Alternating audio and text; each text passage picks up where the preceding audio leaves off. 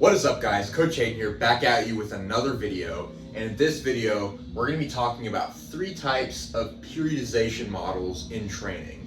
So periodization, it might sound complicated, but all it describes is when variables change in your training program. No matter what it is, whether it's volume, intensity, the things we're going to get into today, or other things like exercise selection, anytime you change any of those for any reason, that is what makes your training periodized. Now, the question that we're going to dig into today with these 3 types is how are we going to periodize it? What variables are we going to change? When are we going to change them? What are those changes pushing us towards in terms of adaptations, the kinds of outcomes we're seeking? That's what we're going to get into today. So, for our 3 types, the first of which is called linear periodization. This is incredibly common in the strength training world, and you've probably seen it in our own programming here at Steel. And that is when at the beginning of the program, your volume progression is the highest, and then it tapers down as we get closer to the end of the program. And then at the same time, the intensity starts on the low end and then ramps up towards the end of the program. And with lots of programs, this is because you're trying to prepare yourself for testing out a 1 rep max, something like that. So we need to develop those adaptations as the program goes on. So we need to be dealing with some heavier weights. We don't really need to worry about any volume progressions at the moment. Block periodization, on the other hand, breaks up training not so much into a linear progression of tapering down volume and ramping up intensity, but it splits up the priority of training into different blocks of time. So most blocks tend to be anywhere from 3 to 5 weeks. Most commonly you'll see 4, and that's exactly what we had the case in our most recent program, the PRESS protocol. So our first week we had what's called a developmental block, where we're trying to build some general work capacity. There was some muscle mass that was acquired because of the training, because the rep ranges were fairly high. Even for the main lifts, we were in the 8 rep range. So we had high volume, and the intensity started relatively low around the RPE 7 range. After these 4 weeks, we've built up a general work capacity, we built up some muscle, and we are now ready to pivot to the next block, which was the specialization block. Now this was weeks 5 through 8, another 4-week block where the volume tapered down just a little bit and then the intensity ramped up. So after we've developed our general work capacity, some general strength, we are now ready to specialize, to narrow in a little bit more on what we're working towards at the end of the program. Because at the very end of all 3 of these blocks, where you're going to be testing out your overhead press, your deadlift, your bench press, things like that. So, in light of that, we need to start generating the adaptations necessary. We've built the groundwork, and now we need to go a little bit further. We start to narrow down, so we are going to get rid of some of the higher rep stuff. We need to do fewer reps. We need to increase the intensity so that we can be ready when we put up a really big 1 rep max when we do some heavy singles. So that's the specialization block. Lastly is the peaking block.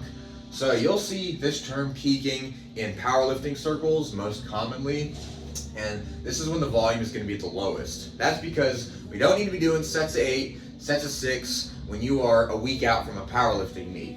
But in our case, we're not doing a powerlifting meet, but we are preparing for that last week of the program where we're going to be maxing out, doing heavy singles, going for our personal bests on the press and the deadlift, and the bench press will be in there too, but the press and the deadlift are the big ones we've been focusing on. So, volume is at the lowest, intensity is at the highest. Now, for this peaking block, we have now developed the strength that we need, we've specialized, narrowed down a little bit, and now we are prepared for that last week of the program. So we've generated the adaptations that we're looking for. Thirdly and lastly is called undulating periodization. You'll see this also in powerlifting circles in different training styles known as West Side or conjugate training, and this is when there's a different focus, sometimes on a per day or per week basis. We'll talk about the per day basis because this is pretty common. So let's say you have 3 days of training ahead of you.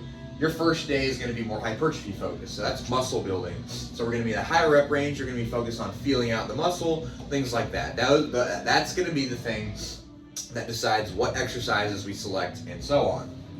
Next, we're going to have a maximal strength day. So if you remember, going back to block periodization, we're going to focus more on heavy singles, not a whole lot of volume, so it might look a little bit like a peaking block. Not exactly the same, but generally heavier work. Thirdly is a general strength day. So our rep range is going to go up a little bit. We might increase the volume a little bit as well. We might be in the 4 to 6 rep range. So we're trying to build strength on that day, similar to the style of training we might do, and we did in the developmental block in our most recent program. So if you look at these 3 days, we can break it up into light, heavy, medium. A lot of times you'll see heavy, light, medium. A lot of programs are written with that in mind, but you'll see that there's a different focus day to day. And there can be benefits for this depending on how you respond. Some people respond really well with linear periodization by just tapering down volume, increasing intensity. Some people respond better when there are blocks of training where focus is different for extended periods of time. And some people do better when there's a different focus day to day. And all these different models of periodization have their purpose, and they are also tailored to how an individual responds. So if you've been training for a really long time and you've been doing nothing but tapering down volume, increasing intensity, so you've been following a linear periodization model, maybe you need to switch it up. Maybe if you adapt a different model of periodization, like block periodization or undulating periodization, maybe you might see better adaptations and you might get stronger. All of this is going to be trial and error. You throw something at the system, you see what it does. If it doesn't work, you try something else. Or maybe you just need to be patient, try it out for an extended period of time, and then see what happens. So, just to fly over, linear periodization, volume tapers down, intensity ramps up as the program goes on. Block periodization breaks up the program into different blocks of time, to where each block has a different purpose. Now, one quick note before we wrap up today is you might look at both of these, linear and block periodization, and think, sheesh, those two kind of look the same. Volume goes down, intensity goes up, and on this one, volume also goes down and the intensity goes up. What's the difference? Well, it should be noted that block periodization does not necessarily have to follow this progression in volume and intensity. It often does, but not necessarily. And like I was saying earlier, some people might respond to a different progression.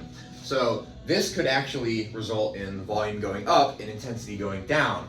Now, it wouldn't linearly go down or linearly go up necessarily, but the point being is that it doesn't have to follow this progression in volume and intensity. It just so happened to do that with our program. So, thirdly, undulating periodization is when the training focus is different from day to day, and that will hopefully produce adaptations for the lifter. So, thanks for tuning in. This has been some kind of program 101 basics. Hopefully we'll continue along these lines in later videos. In that case, we'll see you next time.